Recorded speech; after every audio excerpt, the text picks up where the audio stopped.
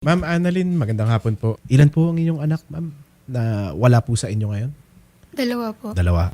At yung father po nila, ma'am? Iniwan po sila, sir, kasi nalulung po sa bisyo, sir. Okay. Kasal po kayo with the Hindi father? po. Hindi po. So kayo po ang may sole custody, no? At nabalitaan ko kayo ay OFW sa Saudi. Yes po. Babalik pa po kayo ng pagiging OFW, ma'am? Kung maayos ko po yung sana, sir, kung may pagkakataon pa. No? Okay. Ma'am, yun lang po ang kailangan ko ipaliwanag sa inyo. Kasi bilang kayo po ay mag-OFW muli, may iwan nyo na naman ang inyong mga anak. Sino po mag-aalaga kung wala po kayo, ma'am? Yung mga kapatid ko po. Mas pipiliin nyo na po yun kaysa Kaysa. po sila ay makasama ni Arnie Makapas. Opo. Kasi po, kung doon po sila sa side po ng pamilya ng asawa ko, nagagawan po niya ng paraan na para takutin po ako. Para makapagpadala po ako ng pera. Hino-hostage niya po sa sustento. Opo. Okay. Bilang kayo naman ang nanay at di kayo kasal, kayo ang tinatawag nilang may sole custody, kayo ang may desisyon kung saan dapat ang mga anak ninyo.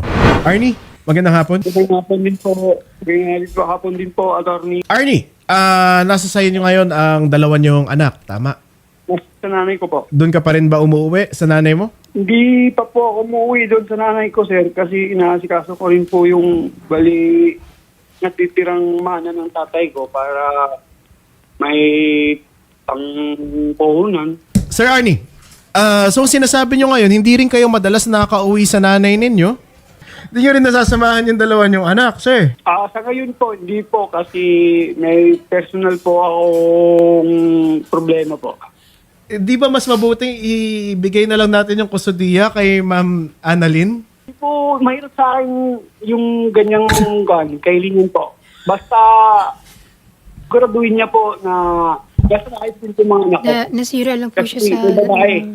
bisyo niya. Okay. May babae po. So hindi po kayo kukontra, Sir Arnie, kung samahan si Hindi Ma'am ako Annalyn kontra. ng social welfare officer para pumunta po doon sa mga anak nyo at sunduin?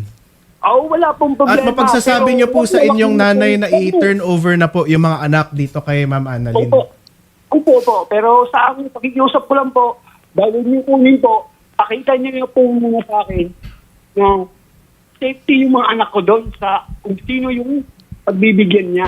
O Ma'am, kung ano sino yung ang bibigyan niya. maibibigay nyong kasiguraduhan na safe po ang mga Wala rin, sir. ninyo Wala rin. kasama Safety. si Wala. Safety po, sir. Kasi po, yung mga kapatid ko po, ano po Wala rin, sila? sir. Ano naman po Tayo sila, sir? maglungkot. Lagi ba po silang may Sir- kasama? Doon Opo, sa- sir. Kapatid ko po kasi, sir. Nandun lang po sa bahay, nag-aalaga ng mga anak niya. Ngayon, i-assure niyo po sa amin na maaalagaan po yung mga bata. Kasi Yes. po, Sir Arnie, no, matutulungan namin yung mga anak ninyo, papaniguraduhin namin safe sila, ipapa-assess po namin sa DSWD, sir. Kaya hindi po kayo kailangan mag-alala. Naintindihan ko naman po yung concern ng isang tatay sa kanyang mga anak. Opo. No? At Opo.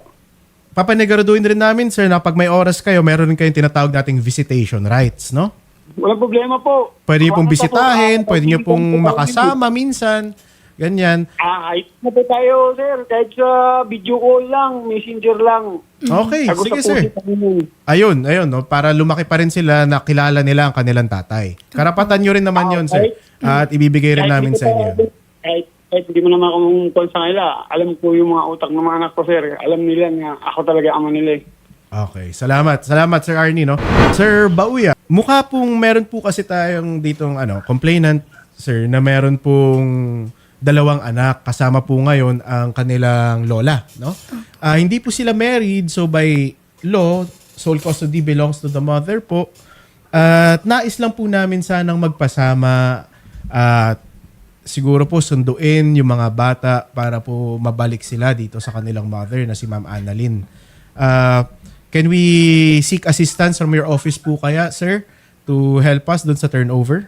Okay po sir, wala pong problema kasi ngayon lang po namin natanggap Yes, sir. yung reklamo about sa custody ng mga bata. Yes, sir. Walang problema sir, tutulong po kami at makikipag-ugnayan po kami sa Barangay Council for the Protection of Children ng Barangay Buenavista para upang masiguro namin yung mga kalikasan ng mga bata sir na Okay. sinasabi na based sa report na sa pabayaan ng kanilang mga Yes. magulang. Thank you so much, Sir Bauya. No? Yun nga po, we'll also let you do your own assessment para po malinis tayo and we could consider all the factors involved for the best interest of the children.